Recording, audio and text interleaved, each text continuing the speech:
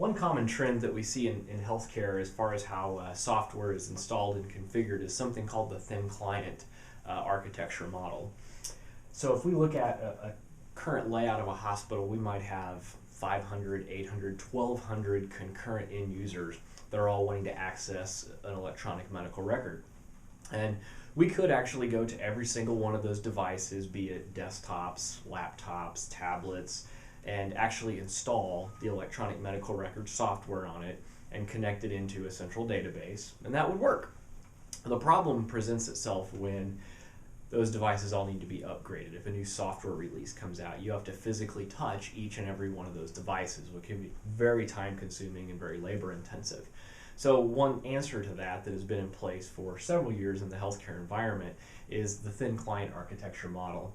And you might oftentimes hear the term Citrix get thrown around. It's a very common one that gets used. And is what that enables us to do is we actually install our EMR software on these servers. And the end users use their devices with a very small connectivity client on it to connect to the servers. So one thing that makes it really nice is these servers, we can add as many as we need to for scale. So a real simple model here, as I start to add users, I have one user, they'll connect to the first server, and then maybe I have a second user come on, they'll hit the second server. To keep things balanced, I actually use what's called a load balancer. As our third user comes on, same thing, we'll continue to balance this out.